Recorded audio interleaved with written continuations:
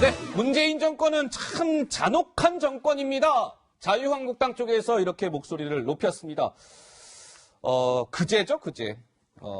검찰 수사를 받던 조진래 전 자유한국당 국회의원이 스스로 극단적 선택을 했습니다. 이와 관련해서 한국당은 보복 수사다, 이렇게 목소리를 높이고 있는데요. 먼저 영상 하나 보시고요. 어떤 내용인지 하나하나 살펴드리도록 하겠습니다. 만나보시죠.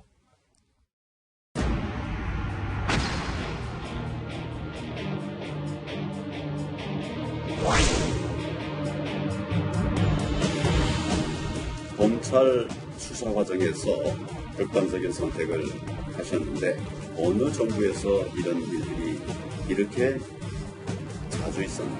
2년 사이에 적폐몰이 수사로 돌아가신 분들 제가 아침 페이스북에다가 쭉 적어줬습니다. 사람 살리자고 수사하는 것인데, 사람 살리자고 정치하는 것인데 사람이 이렇게 죽어나가니 이게 정말 괜찮은 거냐 이래도. 자, 조진래 전 의원이 스스로 어제 극단적 선택을 한 것을 두고 지금 김민지 기자, 한국당에서는 어떤 목소리를 내고 있는 겁니까? 한국당에서는 이제 불만들이 쏟아져 나오는데, 사실상 조 전 의원은 경남 테크노파크 센터장을 채용하는 과정에서 뭔가 압력을 행사한 것 아니냐, 이렇게 해서 수사를 계속 받아왔던 상황이거든요. 그런 과정에서 이런 일이 발생을 했는데, 황교안 대표는 문재인 정권의 적폐청산으로 잔혹한 정권이 됐다. 그리고 장제원 의원은 피눈물이 난다. 그리고 김성태 의원은 망나니 칼춤, 도대체 얼마나 죽어나가야 멈추냐, 이러면서 불만을 쏟아내고 있습니다. 자, 이 황교안 한국당 대표가 소셜미디어에 글을 올렸는데요. 한번 보시면, 보시죠. 예. 자, 문재인 정권은 적폐청산의 그 이름으로 너무나 잔혹하고 비정한 정권이 되었습니다 하면서, 그 이름 하면서 조진래 전 의원까지 5명의 저렇게 이름을 적어놨습니다. 그러니까 문재인 정부 들어서 이런저런 이유로 수사를 받다가 스스로 극단적 선택을 한 사람들의 이름을 적은 것이죠. 그러면서 문재인 정부의 적폐청산 수사가 해도 너무한다, 잔혹한 정권이다라고 목소리를 높이고 있는데, 이게요, 김 교수님, 한국당 주장처럼 이게 뭐 무리한 적폐 수사 때문에 저분들이 스스로 극단적 선택을 했다라고 그렇게 한국당의 주장대로만 우리가 받아들일 수 있는 겁니까? 어떻습니까? 그러니까 일단 검찰의 수사 선상에 있었던 분들이고, 예. 또 조진래 전 의원도 지금 기소가 돼서 송치가 된 거예요. 그런데 이제 계속 수사를 계속 더 하다 보니까 예. 개인적으로 그 수사에 대한 압박, 이걸 못 견디고 이제 극단적 선택을 한 건데, 물론 개인적으로 선택한 극단적 선택이기 때문에 이 부분에 대해서 개인이 결국 책임져야 된다는 논리가 가능하지만, 예. 전반적인 심리적 압박과 분위기를 보면 이른바 적폐청산이거나 아니면 정치적으로 일단 개입되어 있는 사건들에 대한 검찰 수사 과정에서 벌어진 비극적 사태이기 때문에 네. 앞서 말한 5건의 경우랑 비슷한 거죠. 기무사령관도 마찬가지고 국정원에 파견됐던 당시에 검사라든지 담당 변호사 같은 경우도 이 댓글 조작 사건에 대한 검찰 수사가 조여오니까 예. 그 심리적 중압감을 못 견디고 극단적 선택을 한 거거든요. 그러니까 결국은 자신의 책임도 있지만 전반적인 구조적 환경에 탓을 하자면 예. 그 수사의 외압이라는 게 굉장히 큰 거였던 거예요. 아하. 그런 면에서 본다면 일단은 적폐청산 수사에 대한 부산물이자 예. 굉장히 부정적 결과물로서의 이런 자살이 지금 이어지고 있는 건 맞는 거죠. 예. 그러면서 본다면 뭐 당연히 그 돌아가신 분들의 입장에서나 아니면 같은 당의 입장에서는 억울하다, 너무하지 않느냐, 예. 이런 식의 볼멘 소리는 나올 수 있다고 봅니다. 조진래 전 의원 같은 경우는 홍준표 전 자유한국당 대표가 경남도지사 할 때 바로 그 밑에서 정무부지사를 했던 사람입니다. 이렇다 보니까 홍준표 전 대표가 직접 나섰는데요. 이번 사건에 대해서 홍 전 대표 이렇게 목소리를 높였습니다. 잠깐 듣고 오시죠. 전직 두 대통령을 정치보복하는 것도 끝나셔. 어떻게 보면 자신과 대선 때 경쟁했던 후보 뒷조사를 그렇게 모질게 할 수가 있느냐. 내가 야당 대표할 때도 하는 줄은 알고 있었지만은 아무리 해봐라 나올 게 없을 것이다. 아무리 덮어 씌우려고 해도 내가 덮어 씌우지 않는다. 참 유치한 정권이죠. 참으로 못된 정권이고, 그렇게 해서 정권을 유지하고 또 정권 재창출을 할 수 있다고 생각을 하는지 참 어이가 없는 정권이다. 그러니까 제가 조금 전에 말씀드린 것처럼 홍준표 전 대표가 조진래 전 의원의 극단적 선택과 관련해서 저렇게 직접적으로 나선 이유가 있어요, 김민지 기자. 그렇죠? 네, 예. 아까도 언급하셨지만 사실 홍 전 대표의 이제 최측근으로 분류되는 인물이었습니다. 고등학교 후배라고 하고요. 또 말씀하신 대로 경남지사 재직 시에 그 밑에서 정무부지사 또 정무특별보좌관 등을 지내면서 이제 같이 인연을 맺어왔는데 조 전 의원의 죽음을 두고 앞서서 이제 한국당에서는 일제히 정치 보복이라고 주장하고 있다 이렇게 설명을 드렸는데요. 여당에서도 입장을 내놨습니다. 뭐라고 했는지 한번 들어보시죠. 자유한국당은 조진래 전 의원의 사망을 정치보복이라 주장하고 있습니다. 매우 유감스럽게 생각합니다. 우리 사회의 부당한 채용 비리에 관련된 수사 과정에서 이루어진 것이지 마치 특정인에 대한 정치보복이 하에서 이루어졌다는 것은 매우 사실관계도 틀렸고 정치 쟁점과 관련된 불순한 의도라고 생각합니다.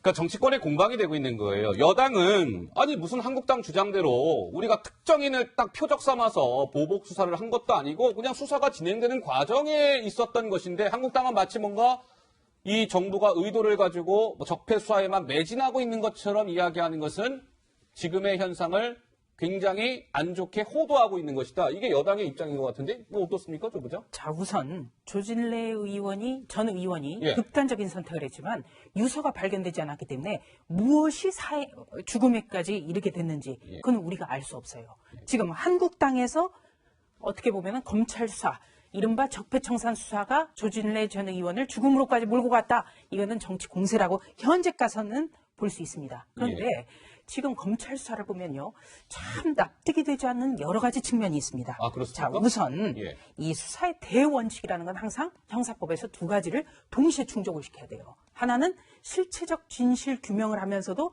인권을 어떻게 보면은 침해해서는 안 된다라는 게 인권을 보호해야 우리 된다? 형사법의 대원칙이에요. 예. 제가 인권을 이야기하는 것은 수사의 신속성 차원에서 너무나 잘못됐다. 예. 그러니까 작년 7월에 경찰이 검찰에 불구속 기소 의견으로 송치를 했습니다.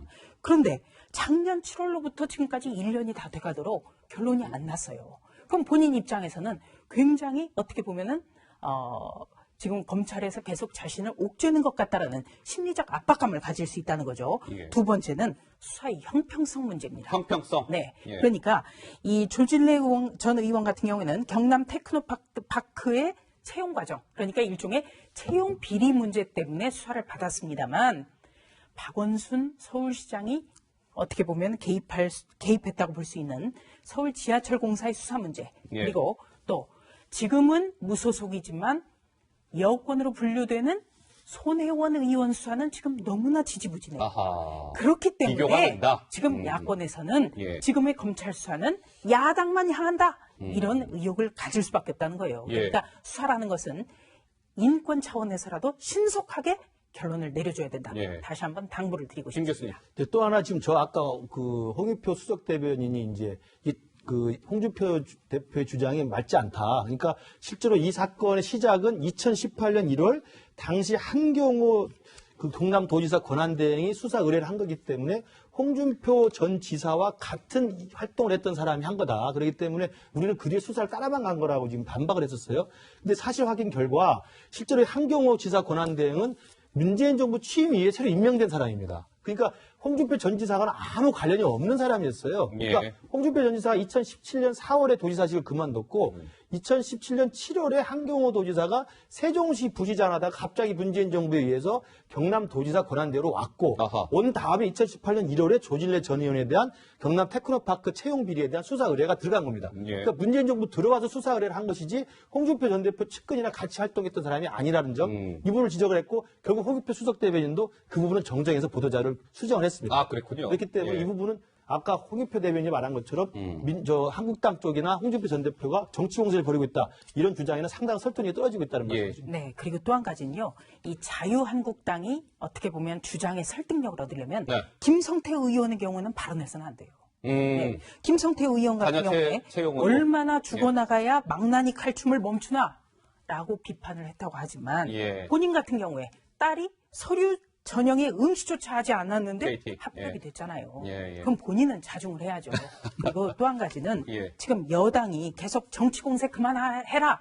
너무 심하다. 이렇게 하는데 그 당사자가 홍익표 수석 대변인. 아직까지도 그분이 수석 대변인이기 때문에 정치가 좀 더 희화하던데. 왜냐하면 본인이 귀타라는 발언까지 했지 않습니까? 예, 대통령에게. 예. 그렇기 때문에 참 우리 정치가요. 어떤 비판을 하더라도 비판이 비판처럼 다가오지 않는다. 아하. 이런 점도 문제예요. 알겠습니다. 자, 자유한국당 같은 경우는요, 지난주 토요일 광화문에서 이제 집회를 하면서 이른바 민생투쟁 대장정 일정을 마무리 지었습니다. 19일간 이어졌는데요. 자, 그 이후에 이제 황교안 한국당 대표가 오늘, 내가 19일 동안 민생투쟁 대장정 일정을 소화하다 보니 이러이러한 내가 느낌이 들었습니다라는 소회를 밝히는 기자 간담회를 오늘 가졌습니다. 자, 황 대표의 오늘 간담회 목소리, 그리고 다른 당의 반응까지 이어서 목소리로 직접 확인해보고 돌아오시죠. 국회에 빨리 들어가서 입법 활동도 적극적으로 하고 싶습니다.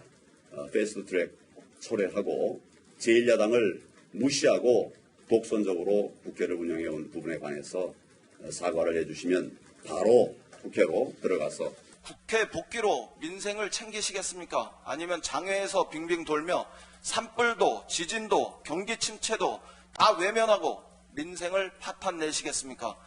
국민들을 만나보니 민생 현장은 지옥과 같았고 대한민국은 제2의 IMF 같다고 말했습니다. 실소를 금할 수 없습니다. 자신이 법무부 장관을 하고 총리를 하던 박근혜 정권 시절에 또 국민들은 내내 어려웠습니다. 자, 여전히 여야는 당신들이 잘못한 것 아닙니까? 내 탓 공방을 이어가고 있습니다. 황교안 대표 오늘 기자간담회에서 이른바 패스트트랙에 대해서 여당이 사과를 하십시오. 사과하면 국회 복귀하겠습니다. 그 얘기인즉슨 사과하지 않으면 국회 복귀는 없습니다. 재천명한 거 아니겠어요? 황 대표, 국회 파행 책임은 뭔가 민주당에 있습니다. 이해찬 더불어민주당 대표는 한국당 말이에요. 국회 이렇게 소홀히 해서야 되겠습니까? 라고 하면서 자유한국당 황교안 대표가 이제 한국당은요, 방향을 이렇게 잡겠습니다. 뭔가 로드맵을 밝혔습니다.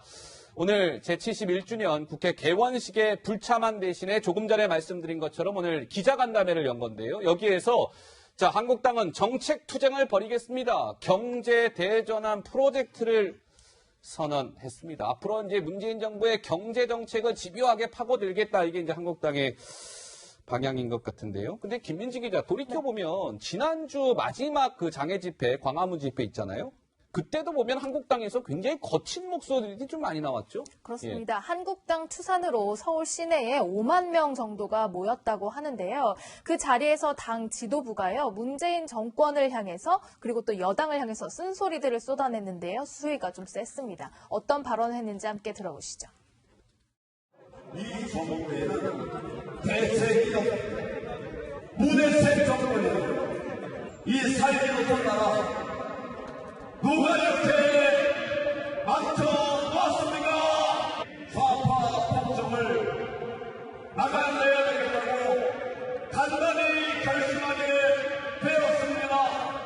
우리 이제 선거대로 가서 우리 국민들의 민심을 보여줍시다.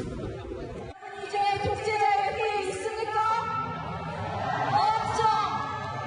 좌파 독재를 곳곳에서 펼치고 있는 문재인 대통령이야말로 좌파 독재의 그 화신 아닙니까, 여러분? 광화문에 있었던 장애 집회의 모습입니다. 자, 이게요, 노래가 좀 하나 울려 퍼지는데, 김현철이라는 가수의 달의 몰락이라는 노래입니다. 이게 이제 어떤 상황이냐면, 혹시 들어볼 수 있습니까? 네, 한번 들어봅시다.